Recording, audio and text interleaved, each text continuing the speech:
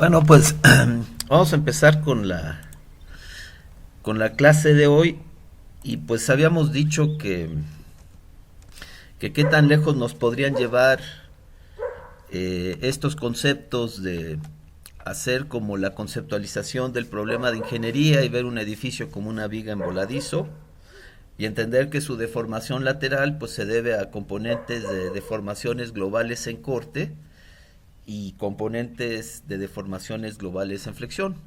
Ya me hemos dicho que pues en realidad esta forma de ver los edificios nos puede llevar lejos y solo para, digamos, apoyar esa afirmación, pues nada más hablarles de un ejercicio que hicimos en la UAM, un alumno de maestría lo hizo hace algunos años en la UAM. Entonces, pues estableció una metodología de diseño donde idealiza el edificio como una gran viga en voladizo. Luego la sistematizó y diseñó este edificio de 24 niveles. Eh, no se pagó la prima por sismoresistencia porque pues digamos que los marcos los diseñó como un sistema gravitacional. Luego diseñó el sistema de control para mantener a la estructura en ocupación inmediata para el sismo base de diseño y toda su metodología, digamos, para el dimensionado del sistema de control lo, lo, lo sistematizó en una metodología que puede programarse en una hoja de cálculo. Entonces, pues toda la información que se requiere para toda la información que se requiere para digamos dimensionar el sistema de control está aquí en esta hoja de cálculo. Entonces, en realidad la geometría del edificio correspondía a un edificio existente en Ciudad de México icónico. Bueno, bueno. A ver, espérenme un segundo, por favor.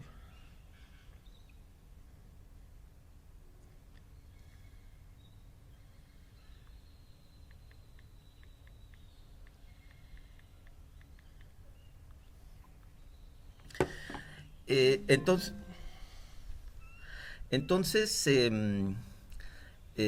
digamos que el edificio de 24. Doctor, ¿Sí? buenos días, disculpe, Ah, no no estoy. estamos viendo su pantalla. Ah, perdón, qué bueno que me dice.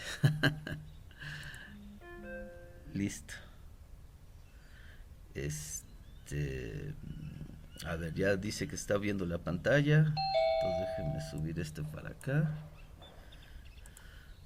Bueno, entonces decíamos que el alumno había establecido una metodología, que esa metodología la programó en una hoja de cálculo y diseñó un edificio de 24 pisos, los marcos para que tomaran las cargas gravitacionales, todo el dimensionado que tiene que ver con el sistema de control lo programó en esta hoja de cálculo y entonces que la geometría del edificio de 24 pisos corresponde a la geometría de un edificio real diseñado y construido en Ciudad de México, un edificio bastante icónico, ubicado en el centro de la ciudad. Y entonces, pues lo que hizo el alumno en realidad fue rediseñar un sistema estructural que ya existía. Y pues en la realidad los ingenieros que diseñaron este edificio, pues pagaron la prima por sismoresistencia, digamos. Y entonces, si por ejemplo comparamos el peso del esqueleto estructural de la solución original y de la que propuso el alumno de maestría de la UAM de hace varios años, pues vemos una diferencia significativa en el peso de ambos esqueletos estructurales. Ahora, ¿a qué me refiero al esqueleto estructural? Pues solo el peso de las vigas, las columnas y los contravientos. Y en este caso, las vigas, las columnas y el dispositivo de control, que fue un contraviento, fueron una serie de contravientos restringidos contra pandeo. Entonces, pues noten que el diseño original pesó 12.500 toneladas y este pesó 4.800 toneladas. Noten que en este cálculo de peso no están incluidas las losas y que los sistemas de piso pues contribuyen mucho al peso del sistema estructural, pero ahora aquí nada más estamos tratando de comparar el peso de los elementos que dan resistencia a sismo o aportan la estabilidad y la resistencia ante la acción sísmica. Entonces, pues noten cómo fue posible, al no pagar la prima por sismoresistencia, reducir considerablemente el peso del sistema estructural. Ahora, una pregunta que surgió en aquellos años es, bueno, pues sí redujeron mucho el peso del sistema estructural, pero es muy probable que este sistema innovador no sea tan seguro como fuera el diseño tradicional. Entonces hicimos un estudio, digamos, probabilístico, donde estimamos de manera probabilística las demandas en ambos edificios bajo la consideración que están en el mismo sitio. Digamos, en la realidad eso no se puede, pero en la computadora sí se puede. Creamos el mismo escenario sísmico para ambos edificios. Luego, no solo se establecieron las demandas de manera probabilista, sino también las capacidades de ambos edificios. Y se hizo un estudio para ver, pues, qué tan confiables eran ambos edificios. Y lo que vimos es que el sistema innovador, a pesar de que pesa mucho menos que el sistema tradicional, era un sistema más confiable. Y entonces, pues, digamos que aquí desde un punto de vista analítico, empezábamos a plantear que los edificios no solo podían ser mucho más ligeros de los que estamos haciendo hoy en día, sino también podrían ser mucho más confiables. Mucho del éxito digamos, del diseño innovador en este ejemplo, pues tiene que ver con haber desarrollado un entendimiento conceptual de cómo controlar la deformación lateral del edificio.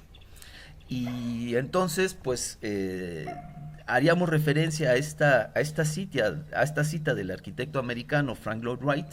Es un arquitecto que cambió mucho la arquitectura mundial a finales del siglo XIX y principios del siglo XX. Y él decía que pensáramos simple o de manera simple, como decía su viejo maestro, queriendo decir reducir digamos, todas las partes del sistema en los términos más simples posibles y regresándonos a los principios básicos. Y eso es lo que vamos a hacer en este curso. Vamos a regresar a los principios básicos para poder plantear un control eficiente de la deformación lateral de los sistemas estructurales. Digamos, dicho de otra manera, dice la navaja de Occam o el principio de parsimonia que en igualdad de condiciones la explicación más sencilla suele ser la más probable. Y entonces, entendiendo este principio en el ámbito del diseño sismorresistente, vamos a decir que si se proponen dos alternativas estructurales válidas para un proyecto, la más simple suele ser la más segura. Entonces, sin lugar a dudas, mientras más complejo es el problema de diseño, mayor la necesidad de usar la intuición, el sentido común y la creatividad en la búsqueda de una solución simple. Entonces, los grandes ingenieros, los más exitosos, no son los que para sus problemas complejos o proyectos complejos proponen sistemas estructurales muy complejos. Son los que entienden cómo simplificar un problema complejo y plantear un sistema estructural simple, que por ser simple sea entendible y que pueda diseñarse con eficiencia, de tal manera de resolver un problema muy complejo con una solución simple, económica y eficiente. Entonces, en ese sentido, pues en ocasiones en este curso vamos a resaltar lo obvio. Vamos a decir cosas que ustedes ya saben, pero es lo obvio dentro de un contexto integrador lo que va a ofrecer una nueva perspectiva para mejorar la práctica del diseño sismorresistente en México. Y puede decirse que desde un punto de vista de ingeniería, el curso, como dijimos al principio, enfoca la realidad desde la perspectiva a la que una vez se refirió Marcel Proust, que un verdadero viaje de descubrimiento no debe concentrarse en la búsqueda de nuevos paisajes, sino en la posibilidad de mirar con nuevos ojos.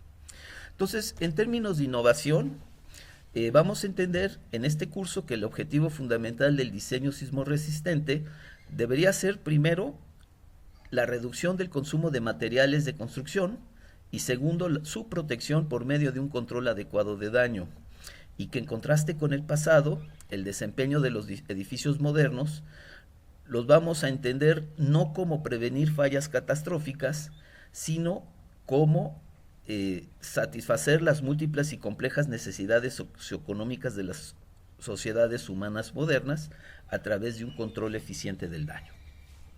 Entonces, en nuestro curso la innovación la vamos a entender como la concepción y diseño de sistemas estructurales ligeros que puedan controlar adecuada y eficientemente el nivel de daño en las estructuras por medio de controlar su respuesta dinámica durante las excitaciones sísmicas de diferente intensidad. Y ese control de daño lo vamos a enfocar explícitamente a hacer posible una estructura resiliente y con base en construir que todas las estructuras sean resilientes, pues un medio construido resiliente. Entonces lo que nos vamos a abocar en este curso es a controlar la deformación lateral del sistema estructural a valores suficientemente bajos como para que el daño no sea excesivo y entonces hagamos posible la ocupación inmediata del sistema estructural o de la edificación después del sismo base de diseño. Entonces, habíamos dicho en clases anteriores que esto ya lo hacemos de hecho, pero si se acuerdan, esto lo hacemos para sismos de muy baja intensidad. Dijimos que en Ciudad de México serían sismos que pueden ocurrir varias veces durante la vida útil del sistema estructural. Y nuestra norma nos exige que para estos sismos de baja intensidad nosotros controlemos la deformación lateral de tal manera que hagamos posible la ocupación inmediata. Entonces, lo que estamos diciendo acá es que queremos lograr este mismo control de deformaciones laterales, pero para un sismo mucho más intenso, para el sismo base de diseño. Y entonces, pues vamos a requerir de otras técnicas y otras formas de controlar la deformación lateral para que a pesar de que el sismo sea muy intenso, el sistema estructural se deforme poco y pueda satisfacer ocupación inmediata. Entonces, la forma en que vamos a enfocar el problema en este curso es que vamos a plantear el trabajo integrado de dos sistemas estructurales independientes. Uno nada más especializado en bajar la carga gravitacional y que normalmente vamos a estructurar con base en marcos momentos resistentes. Como solo tienen que bajar la carga vertical, no vamos a pagar la prima por sismoresistencia. Pero por no pagar la prima por sismoresistencia, pues estos marcos serían extremadamente vulnerables. Entonces, además de eso, le vamos a añadir una serie de dispositivos que con eficiencia sin precedente puedan lograr controlar la deformación lateral del sistema estructural. Y entonces, en realidad, hemos planteado hoy en día varios sistemas de control capaces de controlar de manera muy eficiente la respuesta lateral del edificio.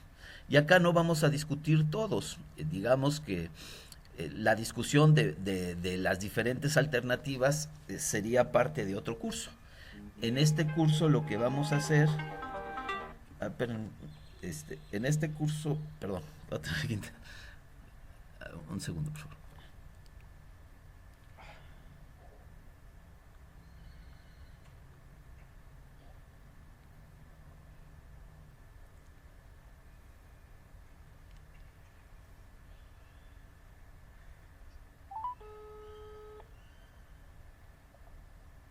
Buenos días, yo lo de paquetería DHL.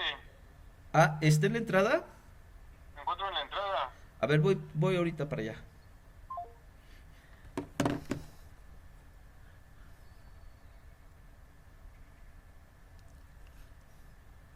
Perdón, espérenme unos 5 o 10 minutos, ahorita estoy con ustedes.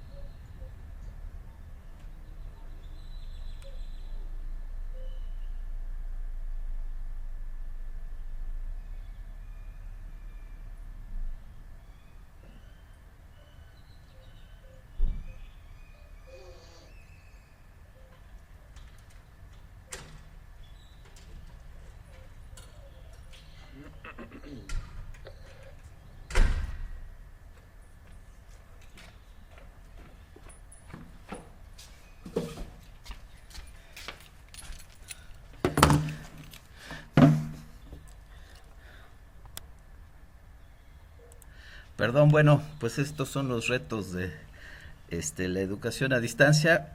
Y bueno, entonces pues retomemos. eh, Déjenme ver cómo ponemos esta de compartir pantalla otra vez. Ya. Entonces, bueno, pues decíamos que en este curso pues vamos a usar este enfoque y que hay varios dispositivos que pueden usarse para controlar la respuesta lateral de nuestros sistemas estructurales, pero en este curso nos vamos a enfocar en uno y ya en curso posterior, los que lleven el curso de control de la respuesta sísmica, ya aprenderán a usar otras alternativas. Entonces, saqué esta figura de una publicación extranjera, nada más como para que vean que esto es una tendencia internacional, ¿no?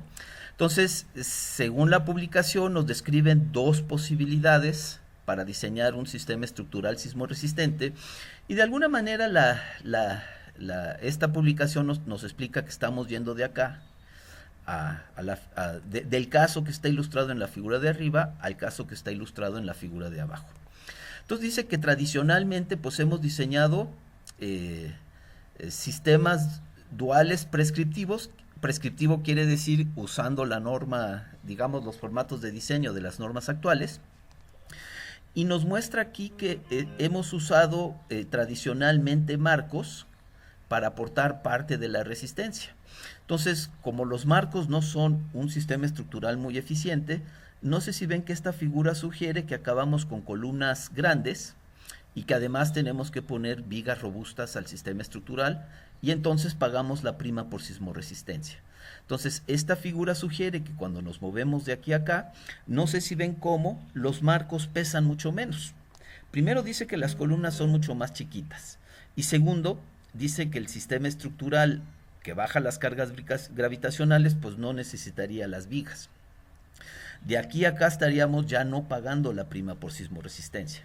Sin embargo, aquí los marcos contribuían y entonces aquí ya los marcos no contribuyen. ¿Qué quiere decir? Que entonces ahora tenemos que compensar eso con el diseño, en este caso de los muros, que es el sistema rigidizante. Entonces acá dice que los muros eran más pequeños y que acá los muros, no sé si ven que dicen que son muros más gruesos. ¿Por qué? Porque ahora los muros van a cubrir el papel que estaban desarrollando los marcos aquí. Sin embargo, cuando vamos de aquí a acá, aunque estos muros son un poco más robustos que estos, el peso del sistema estructural se reduce muchísimo porque el no pagar la prima por sismoresistencia pues hace posible eso. Y además dice que en lugar de hacer un enfoque prescriptivo, hay que hacer un enfoque basado en desempeño, hay que hacer una ingeniería específica para el proyecto. Y esto es precisamente lo que vamos a hacer en este curso. Nada más que en lugar de recurrir a muros para controlar la respuesta lateral, vamos a hacerlo de otra manera que en mi opinión es más eficiente, que es el uso de dispositivos de control. Entonces, nada más también como referencia, me gustaría indicarles que este tipo de sistema tiene nombre. O sea, tan existe la posibilidad en otros países que en otros países a este sistema se le da un nombre. Entonces, miren, acá pueden ver, según el ASC 705, que plantea la posibilidad de usar dos tipos de sistemas dentro de este contexto. Al primero le llama un sistema aporticado o de marcos, y dice que es un sistema estructural que tiene esencialmente un marco tridimensional completo que solo provee soporte a las cargas verticales. Toda la resistencia ante el sismo está provista ya sea por muros o por contravientos. Entonces, este sistema, el Building Frame System, se refiere a este. O sea, tiene nombre y tiene, digo, el hecho de que tenga nombre claramente indica que es válida la opción. El otro sistema sería el sistema dual. Este sería un sistema dual. ¿En qué se centra el sistema dual? Que mientras los marcos siguen soportando toda la carga vertical, ahora la sismoresistencia se reparte entre los marcos y los muros y los contravientos. Entonces, noten aquí cómo los marcos en un sistema dual están pensados para tomar parte del sismo. En los marcos solo están pensados para bajar la carga vertical. Y finalmente quisiera indicarles que según este mismo cuerpo, el AS7, dice que en un sistema dual los marcos deben ser capaces de contribuir por lo menos con 25% de la resistencia lateral del edificio. Entonces noten que aún para el caso de un sistema dual, la contribución de los marcos no es mayoritaria. Entonces, aún para este sistema, la contribución de los marcos no se considera mayoritaria. Pero de alguna manera ha habido la evolución a una contribución no mayoritaria para no pagar tanta prima por sismo resistencia, a la posibilidad de aún reducir todavía más la contribución de los marcos o sencillamente no considerar los marcos para aportar sismo resistencia. Ahora, eso en cuanto al tipo de sistema estructural que se podría usar. Si nos preguntáramos además qué niveles de desempeño reflejan la ingeniería que requieren las sociedades modernas, pues hemos dicho que hay que cambiar el desempeño de los sistemas estructurales y que desde un punto de vista de humanismo crítico, pues no es suficiente con pensar que sería posible diseñar estructuras con desempeño superior, si no es necesario diseñarlas. No basta con pensar que es posible, hay que hacerlo posible. Y entonces, pues hay varios cuerpos normativos, en este caso se los ilustro en el caso de la ASC 41, que no obligan a un objetivo de diseño, sino este formato define objetivos de diseño y uno, según la necesidad del proyecto, elige uno. Entonces, dentro de este contexto estaríamos diciendo que una norma tradicional solo contempla la prevención de colapso, la seguridad de vida.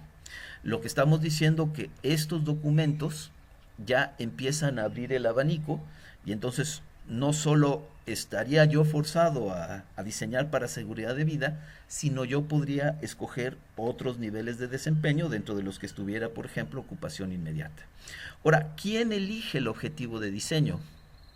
Si vemos este párrafo, dice que este pertenece a un documento para la rehabilitación de estructuras existentes. Entonces, dice que si las autoridades consideran obligatorio reforzar el sistema estructural, entonces serían las autoridades quienes elegirían el nivel de desempeño del edificio. Pero que si el dueño, por ejemplo, del edificio, de manera voluntaria decidiera reforzar su sistema estructural, entonces sería el dueño o un agente designado por el dueño los que establecerían los objetivos de diseño. Entonces, lo que es importante de este párrafo, y pensando en un edificio nuevo, es que noten que acá no dice que son los ingenieros quienes establecen los objetivos de diseño. Sería alguien que tuviera un interés en la edificación. Pensemos que fuera nuestro cliente. Entonces, nuestra obligación no es escoger un objetivo de diseño para el cliente o un objetivo de desempeño, sino más bien con una discusión transparente y abierta con el cliente, abrirle el abanico de posibilidades, y con nuestra asesoría el cliente debería ser quien eligiera los objetivos de desempeño. Nosotros entonces, una vez que el cliente, conforme a sus intereses, escoge el mejor objetivo de desempeño de diseño para su estructura, entonces nosotros usaríamos nuestro conocimiento técnico para hacer esos objetivos posibles. Y entonces dice este comentario del ASC 41 que este estándar no obliga, mandates no obliga a establecer determinados objetivos de desempeño, solo los define para que las gentes interesadas en el proyecto los elija y los use. Entonces, en otro respecto en este curso, pues estamos diciendo que nosotros estableceríamos un objetivo que tuviera que ver con la ocupación inmediata desde un punto de vista estructural. Y una de las formas como tradicionalmente los ingenieros han controlado las deformaciones laterales en sus sistemas estructurales es por medio del uso de diagonales o contravientos. Noten aquí este proyecto, ¿no? Había una estructura existente de concreto ahí en la glorieta de Insurgentes, si reconocen el edificio, y fue rehabilitado con estas diagonales. Lo importante es que si ustedes ven esta parte azul que se adicionó, estos elementos que están pintados en azul y que se adicionaron a la estructura existente, pues podrían ver una gran armadura. Es una gran armadura que se le añadió a la fachada del edificio. Noten que si es una gran armadura, ¿no? Y esto nosotros lo vamos a idealizar como una gran armadura en voladizo o una gran viga en voladizo. Noten que en una armadura los profes nos han enseñado que las fuerzas axiales dominan el comportamiento de los elementos de una armadura. No quiere decir que no desarrollen momentos. Quiere decir que las fuerzas axiales dominan sobre los otros elementos mecánicos. Y entonces, pues si nosotros añadimos esta armadura para tomar el empuje lateral del sismo y el momento de volteo que este empuje lateral produce, pues los elementos van a axializarse, y si tenemos elementos relativamente esbeltos, sabemos lo que pasa cuando sujetamos a compresión, a esfuerzos de compresión considerables o deformaciones en compresión de importancia a un elemento esbelto. Pues sencillamente sabemos que sufre un pandeo global. Y este pandeo global pues conlleva un pandeo local de las placas, y en muchos casos, derivado de ese pandeo local, la fractura del material base con que está fabricado el contraviento, y muchas veces componentes de esfuerzo y deformación en las conexiones que pueden llevarlas a su falla. Entonces, pues, como dijimos en la primera clase, pues mucho de lo que aprendemos lo aprendemos en el laboratorio. Entonces, pues en el pasado los investigadores que vieron este tipo de comportamiento claramente establecieron que este comportamiento era inaceptable y fueron al laboratorio e hicieron muchas pruebas experimentales para tratar de estabilizar lo mejor posible el comportamiento de una diagonal y de sus conexiones cuando la diagonal se pandeaba. Pero por más que hemos hecho, pues esto es lo más que se ha logrado. Noten que del lado de tensión, pues el contraviento puede desarrollar toda su capacidad, pero claramente cuando yo deformo el contraviento hacia el lado de compresión, se pandea, y una vez que se pandea, pues pierde muchísimo de su resistencia y su rigidez lateral. Noten, por ejemplo, en este ciclo histerético, si yo sigo esta línea, ¿cuánta rigidez y cuánta resistencia tiene el contraviento cuando se está moviendo, digamos, en esta línea? Entonces, acuérdense que esta es una gráfica fuerza contra deformación y que la pendiente es la rigidez. Entonces, ¿quién me dice en esta línea que estoy tratando de marcar con el cursor cuánta rigidez tiene el contraviento y cuánta resistencia está desarrollando? ¿Cuánta rigidez se está exhibiendo acá en esta zona? ¿Quién me dice? ¿Una gran rigidez o una rigidez muy baja? Una rigidez muy baja. ¿Y qué tanta resistencia está desarrollando en todo este rango de comportamiento? ¿Estás desarrollando grandes resistencias o muy bajas? Bajas. No sé si ven que el contraviento prácticamente desaparece en esta zona de comportamiento. Noten que cuando lo tensiono tiene una alta rigidez y desarrolla una resistencia muy alta. Pero una vez que yo lo pandeo, no sé si ven que cuando incremento la deformación y hay una reversión de carga, no sé si ven que el contraviento no aparece. Sencillamente ni aporta rigidez ni aporta resistencia. ¿Por qué? Pues porque el contraviento se deforma. Y están de acuerdo que antes de que pueda trabajar en tensión, se tiene que enderezar. Entonces aquí lo que está haciendo el contraviento es se está enderezando. Y mientras se endereza, pues no puede desarrollar tensión.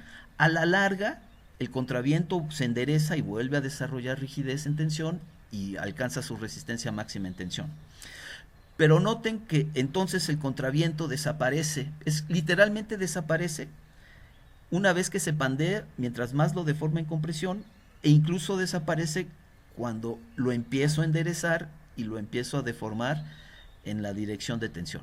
Entonces, este tipo de comportamiento, que es lo mejor que podemos lograr con un contraviento tradicional, con este tipo de dispositivo podría lograr seguridad de vida, pero no podría garantizar ocupación inmediata.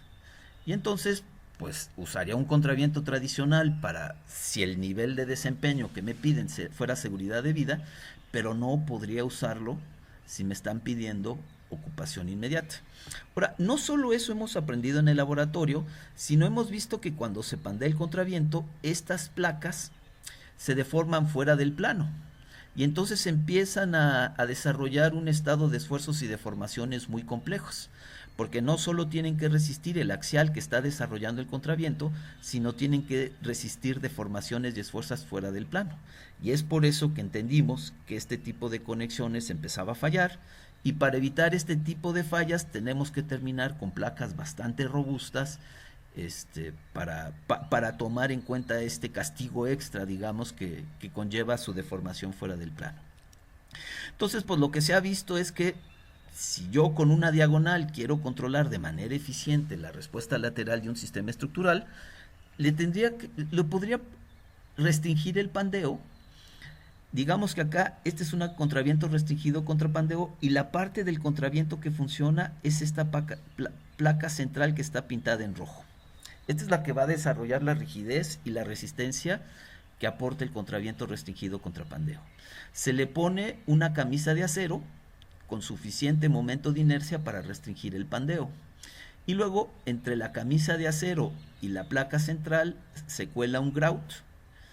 Ya platicaremos un poquito más de lo que es el contraviento, pero básicamente entonces el contraviento acaba con una camisa externa integrada al núcleo central, que hace posible que el contraviento no se pandee cuando se le sujeta a deformaciones y esfuerzos grandes de compresión. Y entonces, pues miren cómo se comporta en un contraviento tradicional y miren cómo se comporta un contraviento restringido contra pandeo. No sé si ven que hacia el lado de compresión el contraviento exhibe un comportamiento muy muy estable, y también hacia el lado de tensión. Digo, de manera natural el contraviento sería muy estable hacia el lado de tensión. Acá, digamos, lo sorprendente es que muestre tanta estabilidad cuando se deforma hacia el lado de compresión.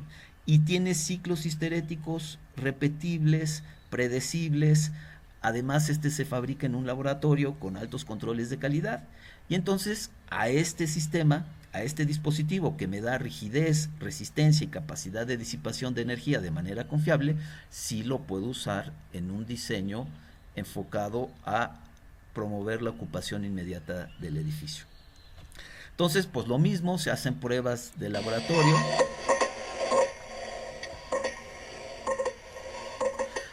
Aquí hay una persona como para que vean la escala de esta prueba experimental y vean el nivel de deformación que desarrolla el dispositivo sin perder su estabilidad, digamos, de las propiedades estructurales.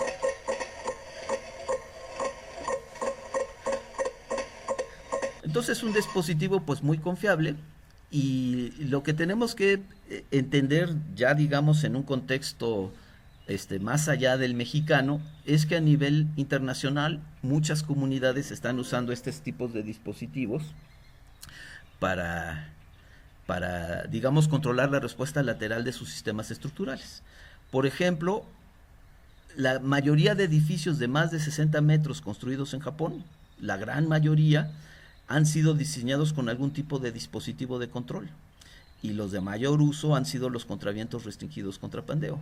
Entonces, curiosamente, en otros países sería raro que un edificio de mediana o gran altura lo diseñáramos sin sistemas de control. Nosotros pues ya hemos usado este tipo de dispositivos en México, y uno de los casos más icónicos es precisamente el edificio G de nuestra institución. Se hizo una evaluación con una serie de análisis no lineales del edificio G, y pues de alguna manera se estimó qué tanto sería la demanda máxima de deformación lateral que el sismo de diseño impondría sobre el sistema estructural. Y luego, con un análisis no lineal, se deformó el edificio hasta esa demanda máxima de deformación. Se evaluaron los niveles de daño que tendrían los diferentes elementos estructurales, y ese nivel de daño aquí está mostrado con una escala numérica. No solo los colores importan, sino también el número que está al lado de los colores. Pero el número que está al lado del azul indica falla de las columnas del sistema estructural. Entonces, cuando evaluamos qué le pasaría al edificio G durante el sismo base de diseño marcado en las normas locales de la Ciudad de México, concluimos que el edificio G no sería capaz de satisfacer el nivel de desempeño de prevención de colapso. Obviamente eso fue un problema y nuestras autoridades no querían que el edificio G se deformara tanto que no pudiera prevenir su colapso. Entonces las autoridades impusieron como un requerimiento institucional que el edificio G satisfaciera ocupación inmediata después del sismo base de diseño. Entonces, digamos que con la misma hoja de cálculo que vamos a usar en este curso para dimensionar nuestros contravientos restringidos contra pandeo, con esta misma hoja de cálculo y modelando el edificio G como una viga en corte, ¿no? Como una viga en voladizo que desarrolla deformaciones en corte, se dimensionaron los contravientos restringidos contra pandeo que hoy en día tiene el edificio G. Y entonces, pues una vez reforzado, se vuelve a evaluar si el sistema estructural ya satisface ocupación inmediata o no. Y entonces aquí les muestro dos vistas o dos análisis que se hicieron del edificio G ya reforzado. En este caso están las deformaciones plásticas en los contravientos restringidos contra pandeo y en el video de abajo están las deformaciones plásticas sobre los marcos. Y entonces se revisa que los contravientos queden en ocupación inmediata y también se revisa que los marcos queden en ocupación inmediata para que el edificio completo con todo y sus contravientos satisfaga el nivel de desempeño de ocupación inmediata. Y ustedes dirán, pero las vigas, las columnas siguen pintándose de azul. Sí, pero ahora el azul está asociado aquí a un número, lo que no cambió el color, lo que cambió aquí es esta rotación plástica. Y esta rotación plástica es suficientemente pequeña como para establecer que las columnas quedarían en ocupación inmediata. Y entonces se revisa que el edificio haya quedado en ocupación inmediata y cumplimos con el requerimiento institucional.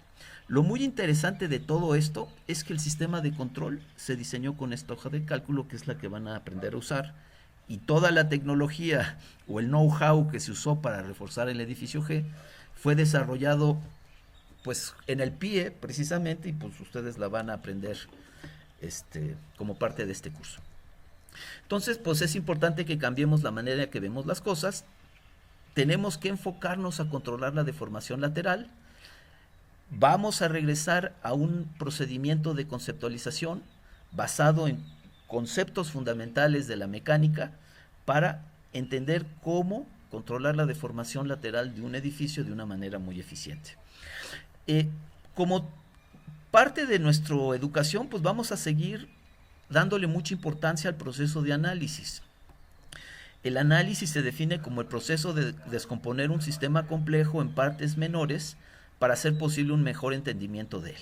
Entonces, ustedes ya manejan muy bien las técnicas de análisis y nada más nosotros vamos a introducir el concepto de no linealidad. Pero además, no solo vamos a hacer referencia al análisis, sino también vamos a desarrollar otra técnica, que es la síntesis y que es como el contrario del análisis. La síntesis se define como la combinación de componentes o elementos para formar un todo interconectado. Y lo vamos a usar en la parte de la conceptualización del sistema estructural. Nosotros, cuando aprendamos a controlar la deformación lateral de un sistema estructural, lo vamos a ver como un todo, como un sistema. No nos vamos a preguntar cuál es el rol de cada viga o cuál es el rol de cada columna. Así no vamos a empezar el diseño. Lo vamos a empezar entendiendo al edificio como un todo. ¿Y qué es lo que se tiene que hacer en lo global para controlar la respuesta del sistema estructural? Hasta que no entendamos cómo en lo global controlar la respuesta del sistema estructural, no nos vamos a preguntar cuál es el rol de cada viga, de cada columna y de cada contraviento. Entonces, nosotros vamos a enfocar el proceso de diseño en dos grandes pasos. En un paso de síntesis al principio, donde vamos a ver el sistema estructural como un todo. Hasta que no entendamos cómo controlar la respuesta del sistema estructural como un todo, no vamos a pasar a la parte de análisis y tratar de entender el rol de cada elemento estructural individual. Entonces, las dos técnicas tienen su lugar, pero la parte que vamos a introducir como muy importante en este curso es esta parte de la síntesis. Otra parte que vamos a estar enfocando mucho en este curso es reflexionar en cuanto a si nuestro sistema estructural tiene que ser interior o exterior. Entonces, acuérdense que, bueno, más que acuérdense, me gustaría comentarles que por muchas décadas los elementos estructurales sismorresistentes se trataban de esconder de las fachadas, o sea, se introducían en un núcleo interior del edificio. ¿Por qué se hacía esto? Pues porque los arquitectos no les gustaba ver a los elementos estructurales en la fachada. Entonces, pues, por medio de usar estos núcleos interiores, de alguna manera, pues la fachada quedaba relativamente libre para que el arquitecto explorara posibilidades estéticas para el edificio. El problema con el uso de sistemas estructurales interiores es que esta distancia no es muy grande. Vamos a tomar incluso el ejemplo que está aquí ilustrado en la figura. No sé si ven que estas plantas tienen 3 crujías. Entonces, si yo encontrara el centroide de la planta, pues estaría aquí en medio de este cuadrado, ¿no? Aquí en el centroide en elevación de la planta.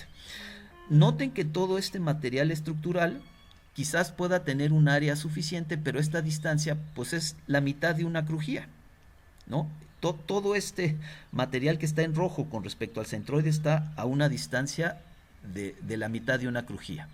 Entonces, si esta distancia no es muy grande, tenemos que compensar con un área grande aquí para dar un momento de inercia global en flexión suficientemente grande para el edificio. ¿Se acuerdan que decíamos que con este íbamos a controlar las deformaciones globales en flexión? Entonces, si esta distancia no es muy grande, pues vamos a tener que compensar con un área suficientemente grande. Y también hablamos de la posibilidad de usar cinturones rigidizantes. Ahora, me gustaría mostrarles esta figura que saqué de un documento de los Estados Unidos y que contrasta las estructuras interiores con las estructuras exteriores. Estamos hablando, en esta figura, estamos hablando de las estructuras interiores, que son estas. Entonces dice que si nosotros juntamos hacemos un marco interior en el núcleo del edificio, podemos crear un núcleo muy rígido que puede resistir fuerzas laterales de importancia, en este caso de viento. Además, dice que este núcleo interior se puede usar como núcleo de elevadores y se tiene mucho espacio abierto en las fachadas del edificio y eso tiene su valor. Ahora, sin embargo, empiezan a decir que esto se hacía antes, pero que en edificios, en rascacielos modernos, los ingenieros empezaron a mover las columnas y las vigas del núcleo al perímetro, creando un tubo exterior muy rígido, pero que logran controlar la respuesta lateral de manera tan eficiente como el núcleo interior, pero con mucho menos material estructural. Y ustedes dirán, bueno, ¿por qué cuando pongo los marcos en el perímetro usaría mucho menos material estructural que cuando los uso como un núcleo interno? Antes de dar la explicación de por qué el núcleo exterior pesa mucho menos que el núcleo interior, digamos que el hecho de que entonces cuando movemos los marcos en el perímetro o movemos el material estructural al perímetro, reducimos sustancialmente el peso del sistema estructural, pues ha hecho que en varios proyectos se empiece a explorar llevarse los elementos estructurales sismorresistentes al perímetro. Si los elementos estructurales están en el perímetro, pues se van a ver. Y entonces esto ha llevado a que los arquitectos e ingenieros reflexionen en cómo dar estética estructural al edificio. Si se van a ver los elementos estructurales, pues ellos van a definir la estética del edificio. Entonces, ¿cómo se puede trabajar para crear una estética? Ahora, ¿por qué se usa mucho menos material estructural cuando llevamos el material estructural al perímetro? Pues, ¿se acuerdan que antes esta distancia era de media crujía, ¿no? Aquí todavía hay un núcleo interno. Si son 3 crujías, pues la distancia del centroide a donde está el material que está pintado aquí en rojo del núcleo interno sería media crujía. Pero ¿qué pasa si me llevo el material al perímetro? no sé si ven que ahora en lugar de ser media crujía sería crujía y media. Crujía y media son 3 veces más grande, la distancia es 3 veces más grande que media crujía. A ver, esta distancia se triplicó, pero al elevarlo al cuadrado, 3 al cuadrado es 9. Entonces, este número se incrementa casi en 10 veces y entonces yo podría relajar este número a un décimo. Esta área es la que me dice qué tanto material estructural estoy invirtiendo en el sistema. Entonces, repito, si yo hago este número 10 veces más grande, esta área la podría reducir en 10 veces, reduciendo sustancialmente el tamaño de los elementos verticales y con ello el peso del sistema estructural. Y no solo eso, sino que doy la misma rigidez global en flexión con una fracción del peso que yo estaría invirtiendo en caso de usar un sistema interior. Entonces también vamos a reflexionar en este curso que no solo eso, sino que el REDI en su enfoque en sus criterios de evaluación, si un sistema estructural recibe diferentes categorías de resiliencia, nos sugiere, ¿se acuerdan que el círculo, el anillo no es obligatorio, es sugerencia?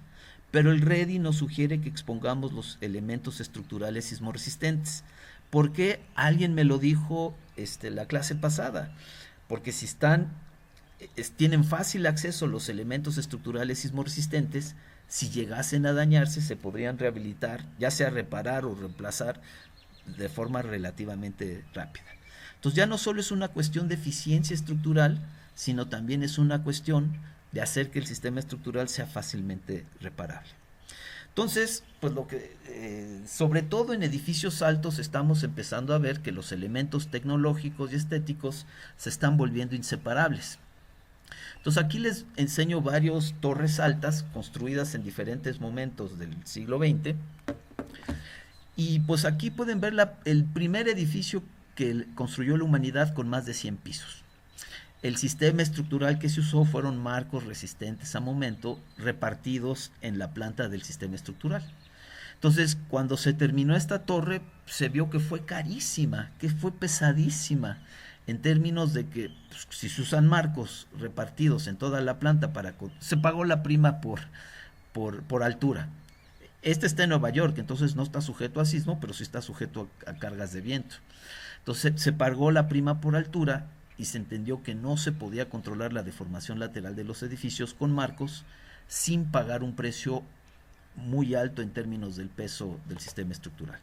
Una segunda generación, también en la ciudad de Nueva York, empieza también a usar marcos, pero en lugar de usarlos repartidos en toda la planta, los mueve a la periferia, ¿no? Como está aquí mostrado en esta foto. Aquí, sería como el sistema estructural de las Torres Gemelas, que por cierto ya saben ustedes es su destino, pero pues con esto se logró reducir sustancialmente el peso de los sistemas estructurales. En la ciudad de Chicago fue la ciudad en donde hubo grandes innovaciones en la dirección de entender que no solo valía la pena mover el material estructural al perímetro, sino también, en lugar de usar marcos, empezar a usar diagonales. Entonces, de aquí a acá hay una gran reducción del peso de los sistemas, pero de aquí a acá hay una reducción también muy considerable. Y entonces mucha gente empezó a entender la ventaja de hacer este tipo de cosas. Y hoy en día, por ejemplo, se han desarrollado algunos sistemas estructurales en que ya ni siquiera hay marcos en la periferia. Es sencillamente una serie de diagonales, como una armadura, un exoesqueleto formado por diagonales, conocidos como rejillas, que reducen sustancialmente todavía el peso del sistema estructural con respecto a este. Entonces, 4 edificios diseñados en diferentes momentos que han ido o muestran la capacidad que tienen los ingenieros hoy en día de ir reduciendo progresivamente el peso del sistema estructural. Entonces, pues antes, cuando los sistemas estructurales eran interiores, pues la estética del edificio pues quedaba totalmente a juicio del arquitecto. Pero conforme estamos entendiendo que es mucho más eficiente llevar los materiales estructurales al perímetro del edificio, pues ahora los arquitectos están entendiendo que eso nos da mayor eficiencia y seguridad y están empezando a reflexionar de cómo darle belleza al edificio a través de los sistemas estructurales. Y esto ha creado pues opciones muy atractivas desde puntos de vista estético y ha dado lugar a lo que algunos arquitectos han llamado la expresión estructural. Y varias escuelas contemporáneas de la arquitectura han encontrado una forma de expresión. Entonces, aunque no parezca, ahí están las diagonales, nada más que estas diagonales son de concreto, pero noten cómo se explora el uso del esqueleto exterior, ¿no? Si ustedes lo ven claramente, aquí hay un esqueleto exterior construido en concreto y aquí en la figura mostrado de color blanco, y hay una estructura interior que baja las cargas verticales, pero prácticamente toda la resistencia lateral está concentrada en el esqueleto exterior. Este es otro edificio que, este no está en zona de alta sismicidad, solo quiero que vean las opciones. Este es otro edificio que está ubicado en Miami y que ahora otra vez, ahí pueden ver claramente el esqueleto exterior, pueden ver la estructura gravitacional metida dentro del esqueleto exterior y pueden ver ahí cómo se están de alguna manera las diagonales, ¿no? Pueden ver conforme la configuración del edificio que hay unas diagonales metidas acá. Ahora, una cosa que me gustaría recalcarles es que vean en la parte de arriba se creó una azotea verde, ¿no? Que permite a la gente relajarse, pero además sobre el sistema estructural se montaron unas hélices aquí. Entonces, ¿qué serán estas hélices o para qué le habrán añadido a este edificio estas hélices acá arriba? ¿O qué son estas cosas que están aquí? Tal vez para aprovechar la energía eólica. Pues sí. Entonces el sistema estructural ya no solo está dando rigidez lateral, no solo está dando seguridad, sino que ahora sobre el sistema estructural se montan ecotecnologías. Y además el sistema estructural, por su geometría, crea un ambiente propicio para que esta área, la azotea del edificio, se convierta en un centro de recreación. Entonces ahora el sistema estructural pues no solo cumple su objetivo estructural y sus objetivos de estética, sino se va incorporando a un enfoque holístico que permite integrarse de lleno al sistema estructural, a lo que se quiere lograr del edificio. Además, no lo vamos a discutir más, pero nada más quiero que sepan que en muchos casos se está considerando darle como diseño aerodinámico a los edificios. ¿Para qué se les da diseño aerodinámico a los edificios? Para que corten el viento. ¿Y para qué quieren cortar el viento? Pues para reducir la prima por altura. O sea, no solo estamos estudiando cómo reducir la prima por sismoresistencia, sino claramente también se está estudiando cómo reducir la prima por altura. Y entonces, pues, ahora los edificios, muchos de ellos llevan un diseño muy atractivo, aerodinámico, que permite reducir sustancialmente el peso del sistema estructural ante cargas de viento. Y noten que otra vez aquí se pueden ver las rejillas. Ahora, ¿por qué tanta obsesión de las rejillas en este curso? Pues porque yo les voy a enseñar a usar elementos diagonales para controlar la respuesta lateral. ¿Es la única técnica que existe? No. Hay muchas técnicas. Nada más les voy a enseñar un tipo de dispositivos que son los contravientos restringidos contra pandeo. ¿Es la única posibilidad en términos de sistemas de control? No. Pero de alguna manera, como van a tener que hacer varias cosas que no han hecho, pues hay que de alguna manera ir administrando las posibilidades que van a manejar. Entonces, pues en este curso van a aprender a triangularizar las cargas y por eso tanta cuestión de todas las posibilidades que dan esas diagonales. Ahora, quisiera mostrarles este video. Este es un video de TED y vamos a verlo juntos, algunas porciones de interés.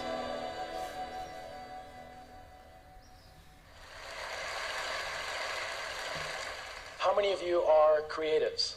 Designers, engineers, entrepreneurs, artists, or maybe you just have a really big imagination?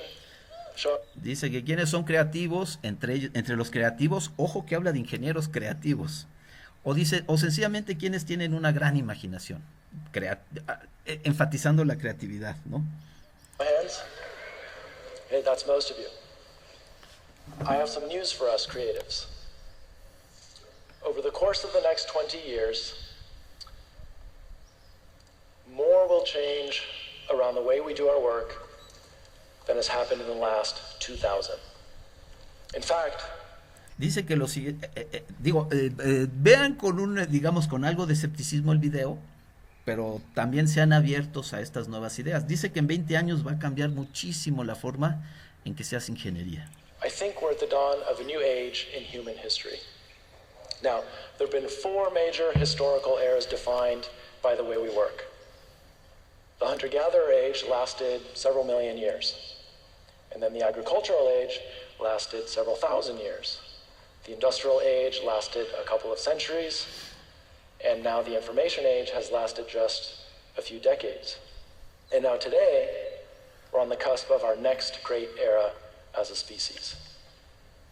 Welcome to the augmented age. Entonces dice que estamos a punto de entrar en un gran momento, una era del ser humano, y que le llama la era de augmented, ¿no? Bueno, de la potencialización. Your natural human capabilities are going to be augmented by computational systems that help you think, robotic systems that help you make, and digital nervous system that connects you to the world far beyond your natural senses. Let's start with cognitive augmentation. How many of you are augmented cyborgs? I would actually argue that we're already augmented. Imagine you're at a party and somebody asks you a question that you don't know the answer to. If you have one of these, in a few seconds.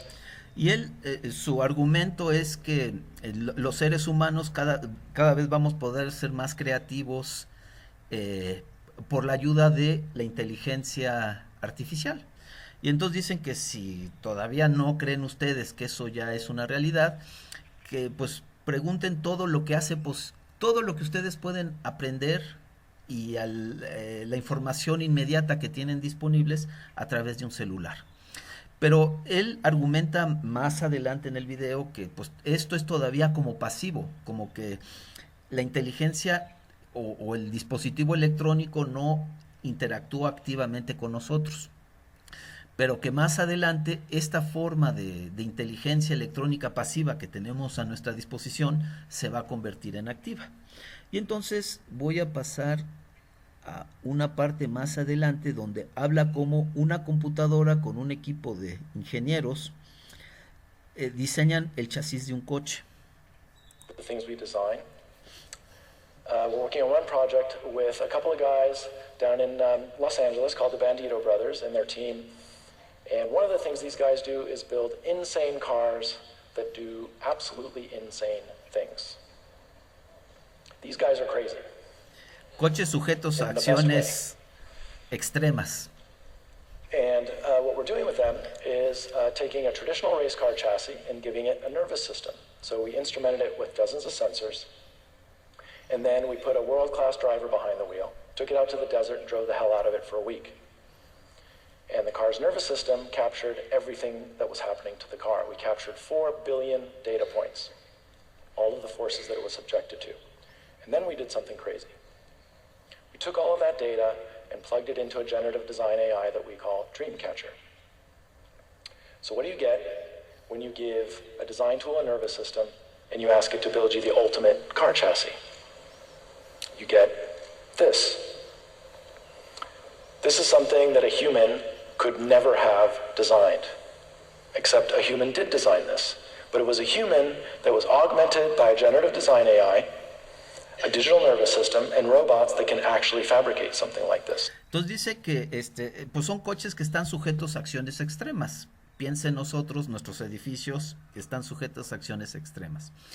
Y que instrumentaron el chasis de un coche y tomaron mucha información.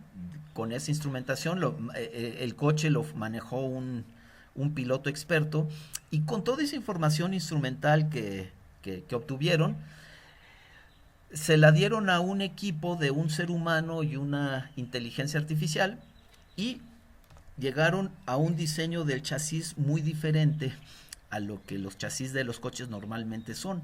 Entonces, si ustedes pueden ver aquí, pueden ver un sistema porticado o un sistema de marcos, digámoslo así. Y cuando esta inteligencia aumentada del ser humano con la computadora diseñaron un nuevo chasis, cambiaron de marcos a un sistema de rejillas. Entonces, esto de las rejillas y esto de usar estas diagonales para obtener sistemas estructurales muy ligeros y más seguros se está dando en muchas ingenierías. Aquí, por ejemplo, les enseño, este es el sitio del British Broadcasting Company, y que habla del futuro, ¿no? De cómo la inteligencia artificial está transformando la manera en que se están construyendo los aviones. Y entonces nos están diciendo que un diseñador con esta capacidad aumentada a través de la inteligencia artificial está rediseñando todas las partes de los aviones. Y si ustedes ven, se están sustituyendo las partes sólidas que se enmarcan por una serie de rejillas que reducen el peso de esas porciones del avión, y no solo reducen el peso, sino que las hacen mucho más seguras. Y las rejillas, pues es un sistema natural, digamos que hay muchos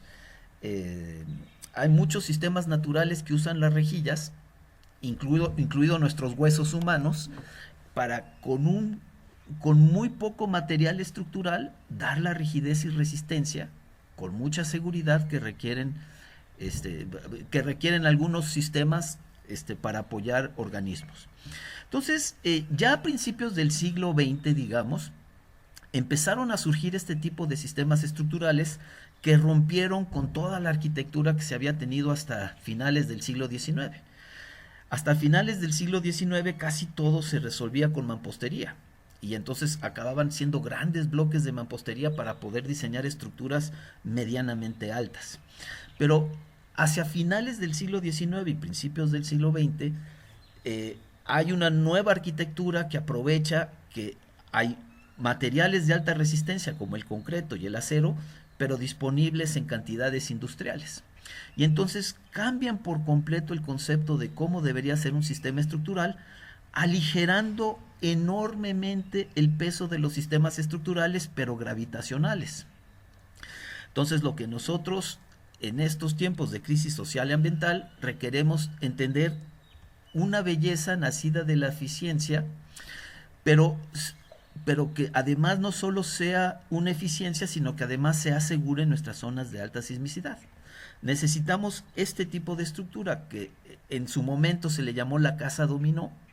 La propuso un equipo de un arquitecto que se hizo muy famoso, que se llama Le Corbusier, pero además él tenía un primo que era ingeniero, y entre los dos desarrollaron este sistema. Digo, ustedes ven este sistema y se les hace muy común, pero piensen que está rompiendo totalmente todos los esquemas al principios del siglo XX. Y Le Corbusier, que se hizo un gran arquitecto y muy famoso por hacer posible este tipo de estética y de uso de los espacios internos de los edificios, necesitó de un ingeniero para que le dijera cómo diseñar, digamos, las conexiones de la losa plana con la columna para que no hubiera penetración y este sistema pudiera resistir exitosamente las cargas verticales. Entonces, pues esto cambió completamente el mundo en aquel entonces, porque hizo posible el diseño de estructuras mucho más... Se podían construir las estructuras más rápido y con mucho menos material estructural. Pues hoy en día necesitamos una edificación dominó, casi seguramente prefabricada, y vamos a platicar un poquito después por qué prefabricada, y resiliente, pero este sistema estructural no puede controlar su deformación lateral. Es un sistema que no paga la prima por sismoresistencia. Entonces necesitamos a estos sistemas estructurales aporticados sin pagar la prima por sismoresistencia, sencillamente darles forma de resistir de manera muy eficiente el empuje lateral de un sismo.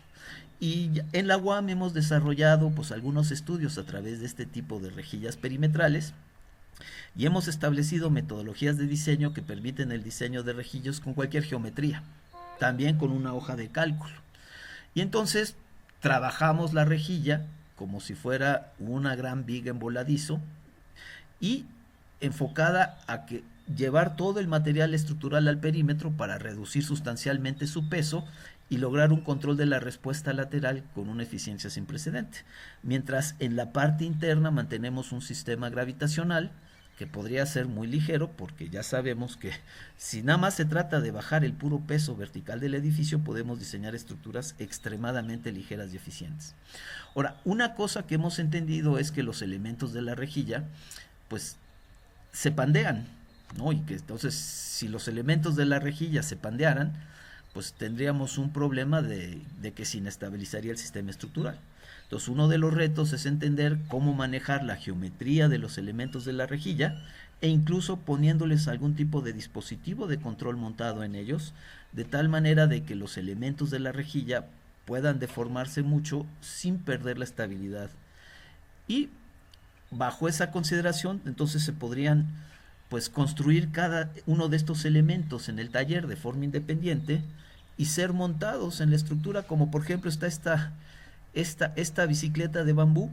No sé si ven cómo están las conexiones y cómo llegan a los culmos, los pequeñas porciones de culmos de bambú, cómo se van conectando entre sí a través de ese tipo de conexiones.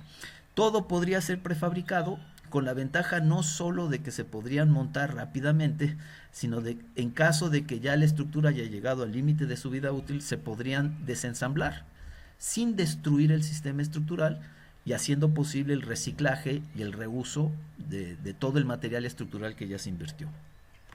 Todo esto incluso se podría imprimir, ¿no? Con todas estas, el Computed Aided Design y el Computed Aided Manufacturing, y entonces incorporar toda la tecnología que está ya disponible a otras ingenierías fácilmente a nuestra industria de la construcción. Cuando nosotros estudiamos el desempeño de una rejilla así, pues encontramos que se comporta extraordinariamente bien. Por el uso tan eficiente del material, casi no se deforma lateralmente, aunque el sismo sea muy intenso. Y entonces incluso pues escribimos algunos artículos en donde comparamos el desempeño sísmico de un edificio estructurado con rejillas, una rejilla perimetral, y un edificio estructurado con marcos repartidos en toda su planta. Y pues lo que encontramos es que no solo la rejilla se comporta mucho mejor en términos de que se daña menos, sino cuando empezamos a evaluar el costo ambiental de la rejilla, pero el costo ambiental solo asociado a la construcción de los edificios, vemos que la rejilla tiene un costo ambiental muchísimo menor que el del sistema estructural tradicional. Y a pesar de que reducimos mucho el consumo de material estructural, reducimos el peso de la rejilla, acabamos con un sistema mucho más seguro, que no solo es viable monetariamente, aporta muchas ventajas sociales, porque la gente no pierde, digamos, o la sociedad no pierde el edificio, sino además porque ambientalmente cuesta mucho menos. Entonces, digamos que todo esto es posible, toda esta ingeniería es posible, toda esta incorporación de la tecnología a nuestro quehacer ingenieril en el ámbito del diseño sismorresistente es posible, pero tenemos que empezar a entender el proceso de diseño de una forma diferente. Entonces, acá pues les vamos a dar una técnica en este curso, les vamos a dar un know-how, pero ese know-how pues está sujeto a que ustedes lo empujen tanto como como el mundo se los permita y conforme a sus energías e inquietudes. Entonces, vamos a ver cómo sería el proceso de diseño que tendríamos que usar para conceptualizar el edificio de diferente forma y hacer posible esta eficiencia con mayor seguridad. Entonces, vamos a citar aquí otra vez al arquitecto Frank Lloyd Wright, que alguna vez dijo, ¿por qué no habrían de indicar también los edificios su propósito especial? Dice que las formas de las cosas que están perfectamente adaptadas a su función, según observamos ahora, tienen una belleza superior y propia. Lo que dice Frank Lloyd Wright es que aquello que es muy eficiente, esa necesidad eficiente va a llevar a que tenga cierta forma. Y que esa forma, por fuerza, va a tener que ser bonita. Que la eficiencia tiene una belleza. Entonces, pues nosotros vamos a tratar de encontrar esa belleza que está asociada a hacer los sistemas estructurales más eficientes posibles. Pero Frank Lloyd Wright también dijo que el artista que condena lo romántico no es más que un necio reaccionario, y que el buen sentido que el científico o el filósofo disfrazados de artistas pueden tener no es creador, aunque puede ser corrector. Entonces nosotros como ingenieros le podemos encontrar una enorme belleza a sistemas estructurales sismorresistentes, pero no necesariamente el arquitecto se lo va a encontrar. Entonces dice que acá, este artista es el arquitecto. Dice que el arquitecto que no busque la belleza en sus sistemas estructurales, pues no sería más que un necio. El trabajo del arquitecto es dar cierta presencia, dar cierta belleza, dar cierta estética a sus edificios. Entonces el arquitecto tiene que defender su forma de ver las cosas y cuando se incorpore a un proyecto, pues él o ella trae una forma de pensar que va a tratar de hacer, que no necesariamente va a coincidir con la nuestra. Ahora, nosotros que en esta frase seríamos los científicos, nuestro rol no es creador, sino más bien es ser corrector. Es hacer posible la visión del arquitecto, ofreciéndole alternativas, teniendo una discusión abierta con él o ella, y que el arquitecto entienda que se pueden lograr cosas de manera muy eficientes con cierta belleza. Y entonces es ver si nosotros, a través de entender nuestra eficiencia, podemos interactuar positivamente y abiertamente con un arquitecto para que empiece a ver lo que nosotros vemos, y en algunos proyectos hacer posible pues esta belleza nacida de la seguridad y eficiencia estructural. Entonces, el procedimiento normal de diseño sigue esta secuencia. Casi siempre el proyecto nace con un proyecto arquitectónico. O sea, la geometría del edificio, la configuración geométrica del edificio y por ende su configuración estructural nace con el proyecto arquitectónico, nace con el arquitecto. Normalmente son los arquitectos los que empiezan a pensar en un sistema estructural inicial conforme a las necesidades de su proyecto arquitectónico. Aquí es donde de repente empieza a aparecer el ingeniero estructural y empieza a darle algunas ideas al arquitecto de, oiga, esto no se puede, hay que ir corrigiendo este sistema estructural para que pueda resistir las cargas verticales y sísmicas. Pero como el proyecto nació con el arquitecto, pues ya el arquitecto se enamoró de su propio proyecto, y cuando llega aquí el ingeniero a dar algunas ideas, ya el arquitecto no está tan abierto a que el ingeniero le cambie cosas. Entonces, este sistema estructural ya viene algo comprometido por esa ansiedad del arquitecto de que se apegue a su idea original.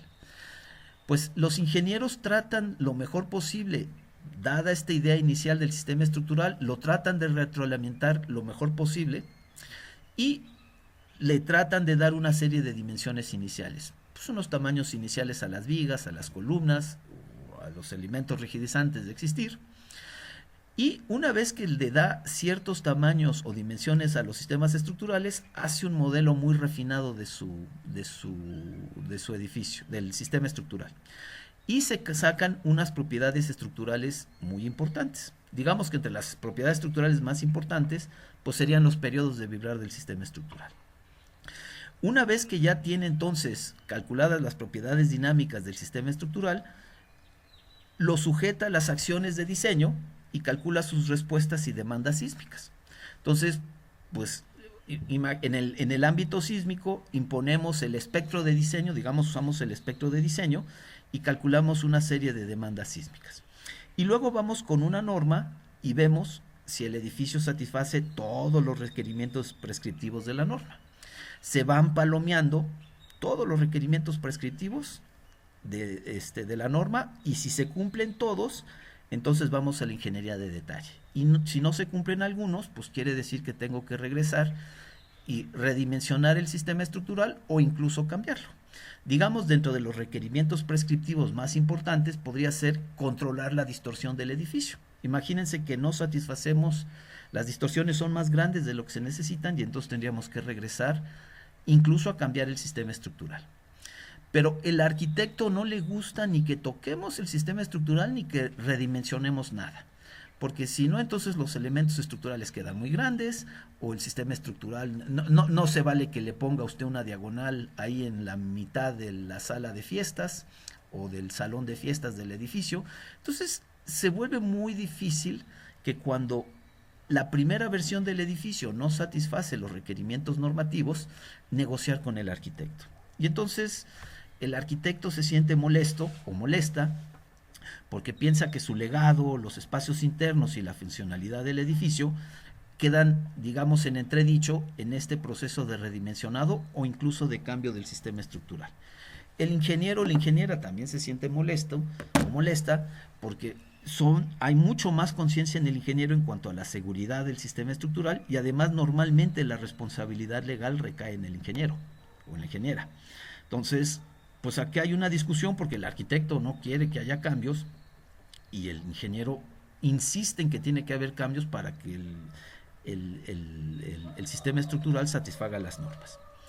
Ahora, creo que lo que no estamos entendiendo y poco a poco vamos a tener que ir entendiendo, pues es que el legado y la responsabilidad es de ambos. No es que todo esto se divida por profesión, sino todo esto es responsabilidad de ambas profesiones. Y entonces, ¿por qué al ingeniero le cuesta tanto trabajo hacer regresar por aquí y tratar de cambiar, proponer cambios? Pues porque tiene que hacer modelos analíticos detallados, y eso cuesta esfuerzo, tiempo y dinero que muchas veces ni el desarrollador ni el arquitecto reconocen. Pues es muy clásico que el arquitecto le dice a un ingeniero: oiga, quite una columna. Y entonces el ingeniero le dice: oiga, pues no es tan fácil quitar una columna, tengo que volver a hacer todo el análisis para asegurarme que el sistema estructural sea seguro si quito esa columna. Pero pues al arquitecto dice: pero pues ¿de qué habla? Pues nada más es quitar una columna, es tan sencillo como eso. ¿De qué habla? Pues ¿qué ingeniería necesita para quitar esa columna? Entonces muchas veces el ingeniero tiene que regresar aquí con todos los ajustes del proyecto, estarse peleando por estos cambios sin que haya un entendimiento cabal de que eso requiere mucho esfuerzo de ingeniería, mucho tiempo y mucho dinero. Y muchas veces no se le reconoce ni se le paga al ingeniero todas estas iteraciones de diseño. Pero finalmente, cuando el ingeniero logra satisfacer ya todos los requerimientos de la norma, podríamos ir a lo que se llama la ingeniería de detalle. Pero tal como están los formatos actuales de diseño, no se sabe cuál va a ser el desempeño del sistema estructural. Se sabe que se cumple con las normas, pero no se sabe si va a ser muy propenso a daño o poco propenso a daño. No hay una evaluación explícita de cuál es la respuesta real del edificio. Imagínense, por un ejemplo, que ustedes dicen: a ver, yo quiero ser conservador, entonces voy a diseñar un poquito más conservador este edificio que otros que he diseñado en el pasado. Le voy a poner las vigas un poquito más grande de lo que estrictamente me pide el análisis. El hecho de que ustedes pongan las vigas un poquito más grande o que las armen un poquito más, pues ustedes sienten que es conservador, pero en realidad no hay forma de saber esa decisión de diseño cómo impacta en el desempeño final del edificio. Además, pues estamos diseñando el edificio metemos al edificio en una caja que no ha sido pensado exprofesamente para él, sino para fomentar la supervivencia durante el sismo de diseño de cualquier edificio imaginable. Las normas deben funcionar para cualquier edificio. Se establecen reglas para el diseño de todos. Normalmente las reglas derivan de los edificios más deficientes, porque si nosotros queremos garantizar la seguridad sísmica de cualquier edificio imaginable, entonces imponemos ciertas reglas conservadoras de diseño para que los edificios con geometrías más atrevidas puedan sobrevivir el sismo de diseño. Pero ¿qué pasa si mi edificio no tiene esa geometría tan deficiente? Pues ni modo, ya lo castigué también, porque las reglas son generales y entonces están pensadas para hacer en los edificios menos competentes y no me permiten a mí eficientizar el diseño ni dejar de cumplir ciertas reglas que no aplican a mi edificio. Entonces al final no tenemos los sistemas estructurales más eficientes, ni con los formatos normativos actuales podemos lograr un diseño resiliente. Obviamente pues eso no es el contexto ideal para diseñar un edificio, y entonces algunas profesionales están proponiendo que todo el proceso de diseño debería cambiar. Y una propuesta interesante es la que plantea un arquitecto de apellido Bergman, que habla de la necesidad de establecer un diseño integral, que es un proceso alternativo que involucra desde el principio a todos los participantes importantes en el proyecto. Entonces, desde un punto de vista sismoresistencia, así deberíamos ver este proyecto integral. O sea, el sistema, el arquitecto debería enamorarse de su proyecto arquitectónico, pero trabajando de la mano con un ingeniero estructural que vaya aunado al legado el uso de los espacios y la funcionalidad del edificio, garantizando la seguridad estructural y minimizando todos los costos involucrados en el proyecto, como pueden ser el monetario, el social y el ambiental. Entonces, un arquitecto bien supervisado o asesorado por un buen ingeniero estructural desde el principio del proyecto puede lograr todas las cosas que está buscando, pero de la mano o integradas con otras cosas que son muy importantes en esta etapa del desarrollo humano. Curiosamente, el proceso de diseño es al revés, le damos la vuelta a lo que estamos haciendo hoy en día. Noten que hoy en día, rápidamente, porque ya vi que me dieron las 11:29, proponemos una dimensión, un dimensionado inicial para el sistema estructural y luego vemos si cumple. Curiosamente, primero tenemos que plantear qué es lo que requiere el edificio para cumplir y finalmente dimensionamos el edificio, pero este dimensionado es un dimensionado con sentido de propósito para lograr un objetivo. Entonces, el gran cambio que vamos a proponer en este curso es hacer un dimensionado con sentido de propósito. Aquí proponemos uno y luego vemos si satisface o no una serie de reglas generales. Acá lo que nosotros vamos a establecer qué es lo que queremos del sistema estructural y luego vamos a proponer un dimensionado con sentido de propósito que me haga posible alcanzar el objetivo que yo me planteo, que conlleva un entendimiento de todo lo que está involucrado en el proyecto. Bueno, pues terminamos el curso. Esta clase fue un poquito accidentada, pues sucedieron muchas cosas, pero bueno, los veo el lunes y les seguimos con este curso. Y básicamente lo que quiero explicarles es que las 2 primeras semanas pues vamos a estar hablando de este tipo de cosas, vamos a crear este contexto y que hasta que no regresemos en enero no le vamos a entrar a la parte numérica del curso. No quiero dejar, digamos, tirado en la parte numérica del curso, irnos de vacaciones de diciembre y luego regresar y ya no nos acordamos. Entonces toda la parte de contexto la vamos a desarrollar en las primeras 2 semanas. Ya se van a relajar a sus vacaciones de Navidad y cuando regresemos en enero pues ya le damos a los números de lleno. Entonces, ¿algún comentario rápido?